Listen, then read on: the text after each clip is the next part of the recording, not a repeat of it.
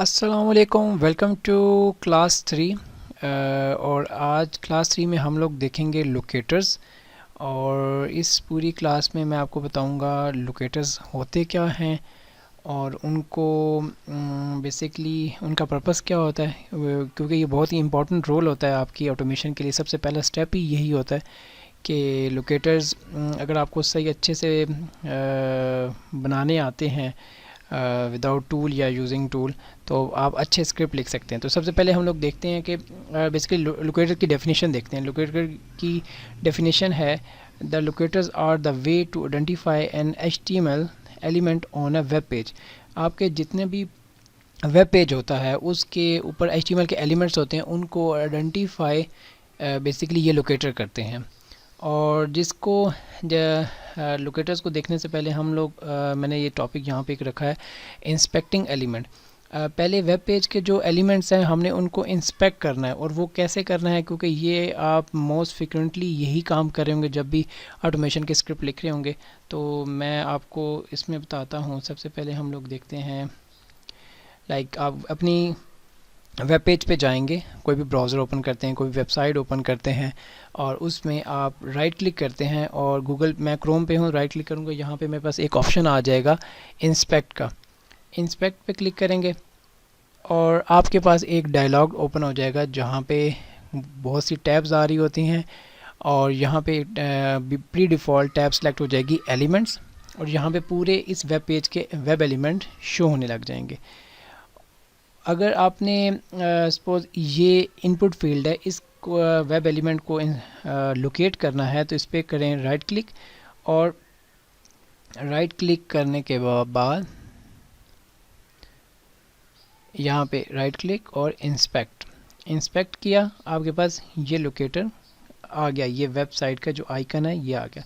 इस तरह किसी, ये इमेज है, इमेज पे क्लिक करें, राइट क्लिक करें, ये div.id लोगो, और ये पूरी डिव क्लोज हो रही है, ये आपको लोकेट कर दिया। अगर आपने ये एक मैनुअल प्रोसेस है, यहाँ पे एक बटन है, इस बटन की मदद से भी आप एलिमेंट्स को लोकेट कर सकते हैं।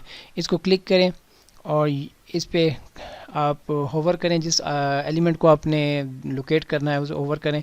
यहाँ पे आप देख सकते हैं वो नीचे सिलेक्शन होती जाएगी। तो ये था तरीका इंस्पेक्शन का। हम किसी भी वेबसाइट को लोकेट करने के लिए हम एप्पल की वेबसाइट पर जाते हैं और इसके बटन्स को लोकेट करने की कोशिश करते हैं। ये इसका बटन है, इस पर राइट क्लिक किया, इंस्पेक्ट किया, और ये स्पैन आप देख रहे हैं, ये इसके बटन्स हैं। तो ये तरीका होता है इंस्पेक्शन करने का। इंस्पेक्ट करके हम लोग वेब एलिमेंट्स के जो भी एलिमेंट्स को लोकेट करते हैं, वो इस तरीके से हम लोग इसको कर सकते हैं। हम जो प्रैक्टिस के लिए जो वेबसाइट यूज़ करेंगे, वो हमारे पास दो बहुत अच्छी वेबसाइट हैं, जो कि एक है फॉर मी प्रोजेक्ट। आप इसको यूज़ कर सकते हैं। मैं इन दोनों के लिंक जो हैं मैं डिस्क्रिप्शन में ऐड कर दूँगा। इसको ओपन कर लेते हैं।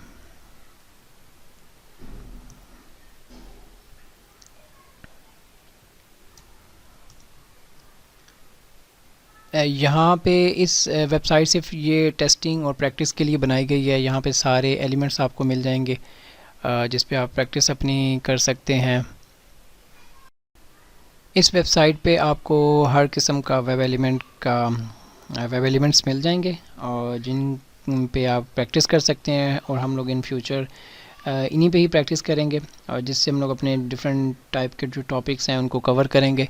एक ये वेबसाइट है फॉर मी डैश प्रोजेक्ट, और एक सेकेंडली एक ये भी वेबसाइट है। इन केस कोई भी डाउन होती है तो आप इनमें से कोई भी यूज़ कर सकते हैं।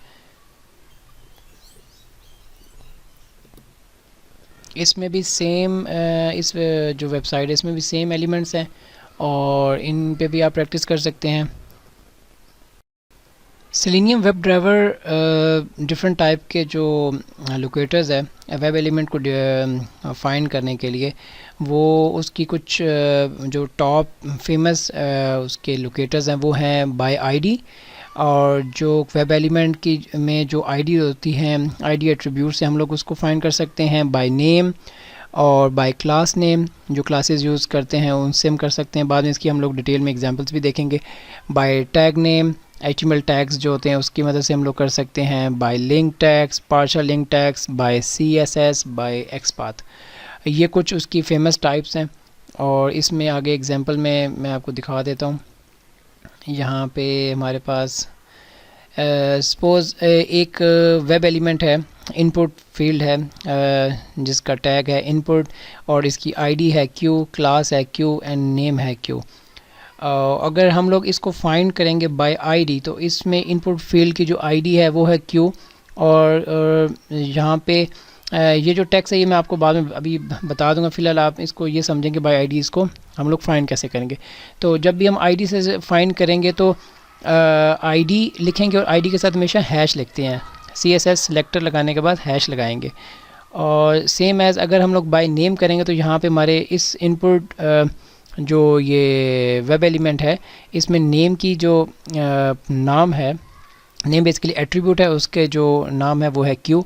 और इसका थोड़ा तरीका चेंज होगा कि हम लोग पहले इनपुट फील्ड बताएंगे और उसके बाद नेम लिखेंगे, एट्रीब्यूट नेम, और फिर उसका आगे जो उसकी वैल्यू है वो आ जाएगी। और सेम एज़ हम लोग अगर क्लास को देखते हैं, क्लास में हम लोग CSS सेलेक्टर ही आ जाएगा और डॉट से उसको रिप्रेजेंट करेंगे। क्लास डॉट से और आईडी हमेशा हैश से आती है और बाकी जो बाकी एट्रीब्यूट होंगे वो उसका तरीका एट्रीब्यूट्स का इस तरह होगा। वेब एलिमेंट्स को फाइंड करने के लिए एक थर्ड पार्टी एप्लीकेशंस भी हैं, बहुत सी एक्सटेंशंस भी अवेलेबल है मार्केट में, आप वो भी इंस्टॉल कर सकते हैं। और मैं एक उसमें से बता देता हूँ जो कि है सिलेक्टर हब एक्सटेंशन। आप गूगल की एक्सटेंशन है, आप इसको इंस्टॉल कर सकते हैं और ये एक्सटेंशन आप इसको इंस्टॉल कर लें अपने क्रोम में और जब इंस्टॉल हो जाएगी तो ये आपको नज़र कहाँ पे आएगी तो मैं वो आपको दिखा देता हूँ। सपोज़ हम लोग इसमें से कोई सिलेक्ट करते हैं की एंड माउस, इस पर मैं गया, ये हमारे पास एलिमेंट्स आ गए हैं। मैं इस पर राइट क्लिक करता हूँ। मुझे ये जो इनपुट फील्ड है नेम के लिए इसको लोकेट करना है, तो ये बेसिकली उसकी जो उसका कोड है वो आ गया। तो इसमें हम इसको लोकेट कैसे कर सकते हैं, इसको हम बाय क्लास कर सकते हैं, बाय आईडी कर सकते हैं और बाय इसके टैग से भी कर सकते हैं। तो सबसे पहले हम लोग आईडी देखते हैं कि इसको आईडी से लोकेट कैसे करना है। तो उसको वेरीफाई करने के लिए जो हमने एक्सटेंशन है उसको हम लोगों ने जो डाउनलोड किया वो आपको कैसे हेल्प करेगी। आप यहाँ पे जाएंगे, यहाँ पे देखेंगे वो आपको नज़र आएगी सिलेक्टर हब के नाम से, यहाँ क्लिक करेंगे, ये आपको यहाँ पे एक इनपुट फील्ड आ जाएगी। अब यहाँ पे जस्ट आप वेरीफाई कर सकते हैं कि आपको कुछ प्री डिफ़ाइन बना के भी दे सकता है इसे जो लोकेटर्स है, लेकिन आप इस पर रिलाई नहीं कर सकते। ये कल को एक्सटेंशन बंद हो जाती है, इसकी सपोर्ट ख़त्म हो जाती है तो आप काम नहीं कर सकते।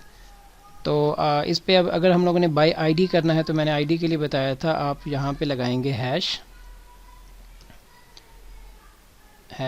और हैश में उस आईडी का नाम लिखेंगे। मैं लिखूँगा नेम किया और एंटर करूँगा। तो जो ही एंटर करूँगा ये यहाँ पे मुझे बता रहा है 1 एलिमेंट मैचिंग, और 1 एलिमेंट मैचिंग के बाद यहाँ पे हाईलाइट भी कर रहा है इस आईडी के साथ एक ही एलिमेंट हमें फाइंड हो गया। तो ये बेसिकली हम इसका जो बाय नेम इसको यूज़ कर सकते हैं। अगर मुझे अभी इस बटन के लिए फाइंड करना है, इसमें मैं राइट क्लिक करूँगा, इसकी मैं प्रॉपर्टी देखूँगा, इसमें हमारे पास भी क्लासेस भी हैं और आईडी भी है। पहले हम बाय आईडी देख सकते हैं, बटन, इसको मैं एंटर करूंगा और ये देखें 1 एलिमेंट मैचिंग, एक एलिमेंट मैच हुआ है जो कि ये बटन है और इसको हम इस आईडी की मदद से हम लोग इस तरह इसको इस्तेमाल कर सकते हैं। इस टेक्स्ट एरिया है, इसको चेक कर लेते हैं। इंस्पेक्ट किया और इसमें हमारे पास बेसिकली ये लेबल आ रहा है, इसमें सिर्फ एक हमारे पास फॉर है और इसमें हमारे पास कोई ऐसी चीज़ नहीं, ये बल्कि ये फुल नेम का बता रहा है। मैं इस पर क्लिक करता हूँ, ये H1 आ गया। अब इसमें हमारे पास ना आईडी है ना इसमें कोई क्लास है, कुछ भी नहीं है। तो अगर आप इसमें बेसिकली ये CSS सेलेक्टर अगर आप इसमें सिर्फ H1 प्रेस करें और इंटर कर दें तो आप पूरे वेब एलिमेंट में जितने भी h1 होंगे वो आपको लोकेट कर देगा। तो ये बेसिकली उसके टैग नेम के साथ आ जाता है। तो अगर अब हम लोगों ने सेम फील्ड्स को हम लोगों ने क्लास से आइडेंटिफाई करना है, तो लाइक ये इनपुट फील्ड है, इसको मैंने इसकी क्लास से पहचानना है, तो इसकी क्लास है फॉर्म डैश कंट्रोल। तो अगर हम लोग यहाँ पे हैश हम लोगों ने यूज़ किया था आईडी के लिए, और जो क्लास के लिए मैंने आपको बताया था वो है डॉट। तो डॉट वैसे मुझे वो सजेशन भी दे रहे, लेकिन मैं अपना खुद लिख लेता हूँ, फॉर्म डैश कंट्रोल। इंटर करूँगा, ये देखें सेम यही जो इनपुट फील्ड है वो मैंने क्लास से भी आइडेंटिफाई कर ली है, वो by using form dash control. और अगर हम लोग डैश आईडी नेम से करेंगे तो हम लोग इसको आईडी से भी उसको हमने लोकेट कर लिया है। और ये दो तरीके इसके हो गए हैं। अगर हम लोगों ने अगर बटन को करना है, बटन को भी देख लेते हैं। इसकी क्लास, अच्छा इसमें कुछ क्लासेस होती हैं वो more than one classes depend कर रही होती हैं। जैसे जिसमें स्पेस आ जाए, ये एक क्लास है BTN प्राइमरी, दूसरी क्लास है BTN LG, ये तीसरी क्लास है। तो इसको देख लेते हैं, इसको कैसे हैंडल करेंगे। डॉट, और इसमें अगर मैं पहले BTN करता हूँ और इंटर करता हूँ तो ये हमें, अगर आप सारी इकट्ठी क्लासेस लिखेंगे ये इसको आइडेंटिफाई नहीं करेगा, तो आपको एक क्लास उसमें से कोई रखनी होगी।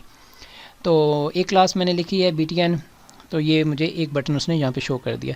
तो इस तरीके से हम लोग अपनी आईडीज़, अपने अगर यहाँ पे नेम एट्रीब्यूट होता आईडी की जगह पे, तो हम उसको भी इसी तरह सेम लोकेट कर सकते हैं।